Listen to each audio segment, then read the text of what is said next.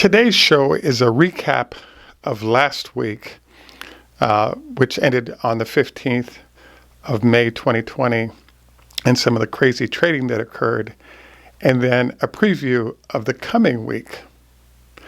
This is Greg for Teslafaninsight. Thanks once again for joining us. If this is your first time, welcome. Wanted to also thank our Patreon supporters. If you enjoy the show, please take time to like and subscribe. So we're basically 2 weeks out from earnings. We actually had a regular viewer, Carlo, mentioned to us, are there any 3-day rule trading opportunities coming? And the answer is that absolutely. The challenge, though, is that there's a way in which you have to grade those. And that'll be a key part of our show today, is to sort of assess where they are and how they're going to work. So the first part of what we wanted to do today is review this past week and lessons from it that we can bring into next week. In particular, you'll notice that one of the weird phenomena that's been happening with Tesla lately is that the company will have actually very good news, and that good news results in the stock price being strong. And then all of a sudden, the market will drop by 500 points, and all the good news that you had going kind of disappears and is no longer a variable. So now we're in an interesting position where you kind of don't know where you're at. Do you ride with the stock or ride with what the market is doing? And this actually makes for a very difficult trading environment.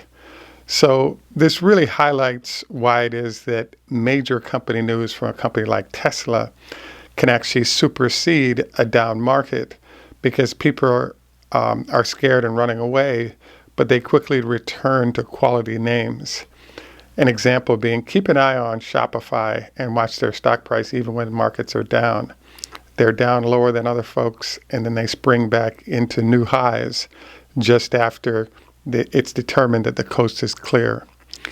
So we're now in the, I want to call it the no man's land, where you don't have earnings that's the primary driver for the stock, and then you've entered the realm where, in general, the company or companies in general don't tend to make announcements that are heavily stock moving that can supersede generally what's occurring. The exception here is that I think it bears monitoring everything going on with the Fremont factory. There's a number of developments right now that I think are kind of interesting that represents potential 3-day rule impactors. The first was, as you know, they reopened sale or production on Monday. Actually, they opened production over the weekend, this past weekend. And that's actually a kind of a new development. What it looks like is Elon is trying to close the gap on production that was missed. And so instead of just running the 5-day schedule, actually the 4-day schedule, they were doing 12-hour days over 4 days by the staff, and then taking 3 days off for maintenance, et cetera, and coming back. What it looks like they're currently doing is running 24/7, meaning 7 days a week, and perhaps running a lighter crew, but spreading them out so they can keep production at the apex for a longer period of time. I think based on the movements and the anger Elon has shown, that he recognizes how important the numbers coming out of Fremont are this quarter, given the potential entry into the S&P. And so, therefore, obviously he's very focused, and it shows in a lot of things he's doing, including getting angry about the fact that the factory could not be brought up back online. So, consistent with Carlo's request, it's my belief that if in fact Fremont restarts on Monday the 18th and is doing full bore production by then, because they've had a week to ramp up, it suggests then that Elon's really chasing the numbers necessary for S&P entry. And I think he's going to get it. How he makes up for a whole month of production, I do not know, but I would not put it past him to have figured out a way in which they can regain the lost productivity that happened. And and therefore, get the numbers he needs to push the stock nicely, push profitability and the stock nicely to get where he needs to go. So, therefore, what I'm expecting right now is that once the factory gets going and it's clear that the numbers will be solid, what we're going to get is a 3-day rule related to the fact that all the analysts will now have to redo their forecasted Q2 numbers as well as their number of vehicles produced for the year by Tesla. So I wanted to kind of run this out there to you because what's actually happening is that, once that announcement is made that, they're at full bore production and we actually have the number of vehicles produced, I think there's a 3-day rule that will bounce off of those numbers that show up. The question is, are the analysts going to give it to us, which is a more credible way to get that number and therefore it has more of an impact, or do we get it from vloggers who are showing us video of full parking lots that are now being where the employees are working, and you also have vehicles coming off. One thing to remember about cars coming off is that LA, the greater Los Angeles area, is the largest market for Tesla. So they do tend to run trucks directly to LA from the factory. But there is that phenomenon of it takes 3,000 vehicles on a train to actually have a full load to deliver to Birmingham, Alabama. And then there are trucks that run it from there up and down the East Coast, particularly to New York. So, that's another sort of variable that pops up is they don't have very much space. I would think only about 300 cars can sit on the pavement, which is under a day's worth of production. So they do have to move it to Lathrop, California, or directly to the port so that they can get the numbers necessary to load a ship. I believe that's 2,000 to 3,000 vehicles for a ship. So I'm looking forward to, as was questioned by Carlo, the 3-day rule data that might pop off from the productive capacity of the plant near term. Obviously, the other issue is what's going on in China. If you're a Patreon supporter, we actually sent you some notes that demonstrated that they're going to start in the next week. The long-range version of the Model 3 is going to be sold in China. So, and as you know, there's also some price adjusting that's been going on there related to, them taking away the subsidies and then putting them back, et cetera. I just think that they're really hunting lower cost of production in China by using domestic suppliers, and therefore they'll be able to get, they'll be able to get forward on production numbers there, perhaps better than expected. So the challenge that popped up with last week's trading was, as you know, the first couple of days of the week, it was clear that Tesla was going to restart production, and there was a battle that I think was won by Tesla/Elon. In the process, they used to do so by first suing to control the venue if they had a problem, and then continuing to produce, which allowed them to probably put out $100 million worth of cars last week at least, generally based on the numbers we can assess. There are some what-ifs lurking, one of them being what if Bay Area experiences a spike in illness based on the relaxation that's been allowed, including allowing Tesla and other manufacturers to return to work. And we'll see what happens with that. I think that it'll be worked out, and I think they'll be able to continue to work, and they'll be cautious about ensuring that no sick workers get everybody sick or shut the plant down again. But it is a possibility. And therefore, a 3-day rule could hit off of that because of how that would slow everything down if that actually happened. So what we're expecting right now is full bore production from the company.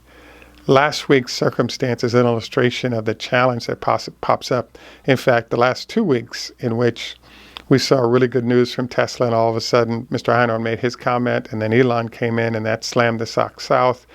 And then it all recovered again quickly because it really shows the process of people saying, let's jump off the building or run for the hills as soon as bad news shows up from anyone or anywhere. And then you have that sell-off, and then you have the return. What this, I think, really suggests is that we're starting to enter a period where if you're investing, you're fine because you own the stock and you're thinking out 3, 6 months, a year, 2 years. And I don't see a lot of change necessary there. For those of you who are in a different mode, and that mode is let us do a how can we trade this week or into next week? I think that if you're in that mode, you really have to consider, putting a certain number of puts beneath yourself in that 50 to 70 points away from where you're at. There's a real need to do about 3% of the money that you're putting in for calls against puts, and that would allow you to deal with catastrophes that might pop up. The better idea is if you do is sort of there are implications to different levels of put coverage. You could do 5%, you could do 10%, you could do 20%, or you could do 50%, where it's half puts, half calls.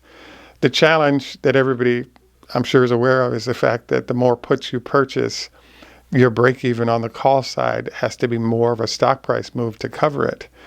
And we're kind of in a zone right now where I just think that it's an excellent zone for caution. So something in the 10 to 20% of your investment being in puts seems to make sense right now, because when you have down days, you're seeing 50 to 80 points, maybe even 100 points, and a 20% put coverage would have given you all of your money back, and you're fine.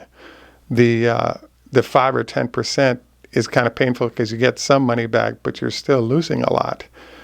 It seems right now we're really in a cover yourself on the downside because of how often the market has kind of gone crazy in the southerly direction. Another variable that suggests this is a wise move right now is that it's our belief that the hedge funds are really in trouble with Tesla closing in on 900. So one should expect that there'll be certain techniques used to try to lower the stock price to control. And so as we head into this week, I'm expecting kind of a 3-day related to the full restart of production, which should equal about 10,000 vehicles a week. And as we start to dig into those kind of numbers, I think the analysts are going to have to modify their numbers, creating a 3-day rule related to the upgrades and expected production modifications for Q2 and therefore for the year. The second thing that's happening this week that's worth noting is something that's called triple witching. It's an old term, but it kind of means it's an old term, and it's now quadruple witching. But basically what happens is there are a number of options that all expire on the third Friday of every month. So we've had our pinning issues previously, but because of the number and different types of options that expire this week, you can expect the end of the week, Thursday, Friday, to be extremely active when it comes to all stocks and options, especially Teslas, because there are a lot of shorts in there as well. So a number of people, including Carlo, have asked me, well, what exactly is going to happen? And the answer is you can look backwards for the third Friday on the previous months, even back to last year, to see how things tend to happen, as well as what happens to Tesla in those circumstances. To be honest with you, I think that there are so many things changing for Tesla, like production reopening, et cetera, that I think you're going to end up with something happening that was unexpected, be it a high move up or a high move down.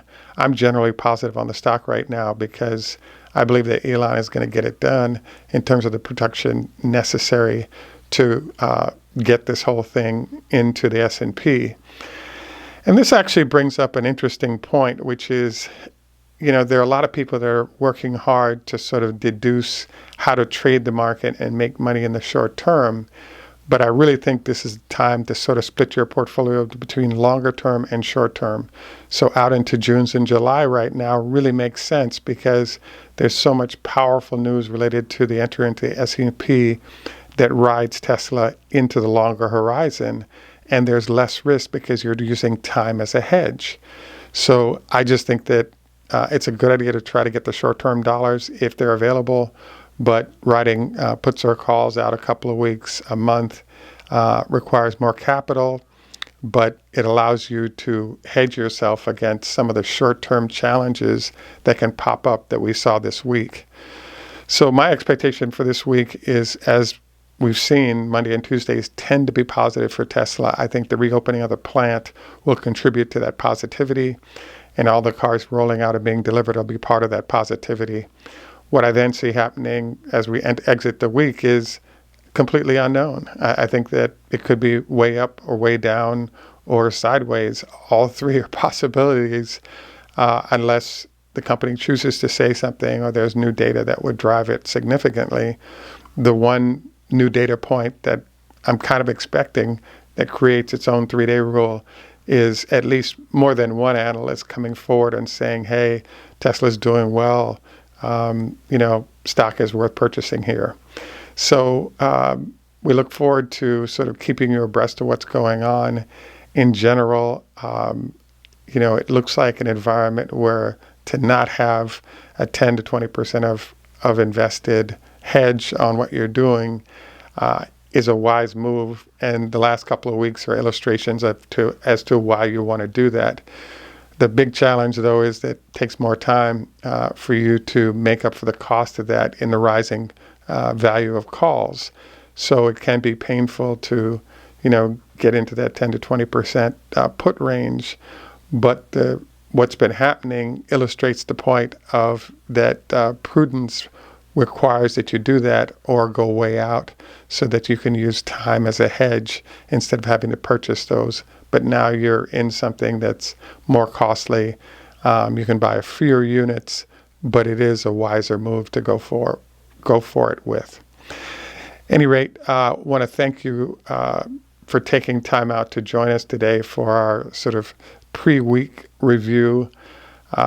We also want to encourage you on our health tips. Don't forget 25 leg lifts per leg if possible. To start your day, strengthens the leg muscles and knee muscles. Also wanted to encourage you to no more than once a week fried foods. Also wanted to encourage you to consider a 5-2 or other diet in that frame that might be helpful in health management. We also wanted to encourage you to consider a little weightlifting here, particularly during the virus, to maintain bone density is a wise move shared by our viewer, Mr. Petrobrono. At any rate, this is Greg for Teslafaninsight. We're trying out some new video equipment, etc. We appreciate your indulgence. Suggestions always appreciated. Tschüss, German, au revoir, French, Lehit Hebrew, Choda Hafez, Farsi. And in Jamaica, we say, enough respect, walk good. Hey do, Zdravstvuyte, hello in Russian. Ni hao ma, hello in Chinese. Have a great day. Bye for now. We look forward to your comments.